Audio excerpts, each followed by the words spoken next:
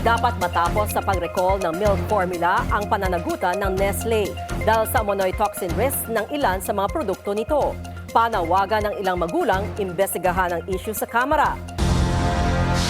Nadadagdagan pa ang mga nagrereklamo sa formula milk na non-OptiPro at non-Kid OptiPro ng Nestle. Sumulat kay Congresswoman Jeanette Garin ang ama ng batang si Maverick Mendoza, 1 year and 3 months old, na gumamit ng non-OptiPro. Nakasaad sa liham na matapos makainom ni Maverick ng tinimplang gatas, ay nakaranas siya ng diarrhea at pagsusuka at naospital ng 4 na araw. Bukod sa gastos, emotional distress din ang dulot sa pamilya. Kaya dismayado sila sa umunoy kakulangan ng concern at aksyon mula sa Nestle at sa Food and Drug Administration o FDA nang dumulog sila sa mga tanggapan nito. Tumanggi raw ang Nestle na i-reimburse ang ginastos ng pamilya sa hospitalization ni Maverick. Binigyan lang daw sila ng Shopee vouchers bilang compensation.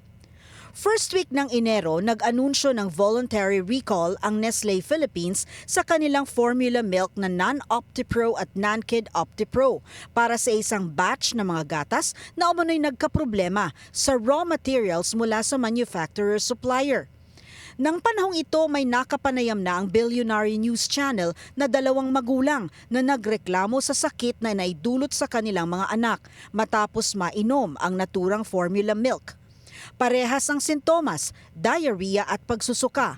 Kinailangang ma-admit sa ospital ang mga bata dahil delikado sa dehydration ang mga batang 5 years old and below. Kaya humihiling ngayon ang pamilya ni Maverick kay Representative Garin para magkaroon ng mas malalim na investigasyon tungkol dito. Dapat anila may independent investigation din sa root cause ng contamination sa nabanggit na formula milk, determination of administrative liability of the market authorization holder, imposition of sanctions, penalties, and fines kung kailangan, enforcement of consumer protection measures at mechanism to ensure compensation sa mga apektadong consumers. Abangan ang panayam ng Billionaire News Channel sa Food and Drug Administration hinggil sa issue na ito.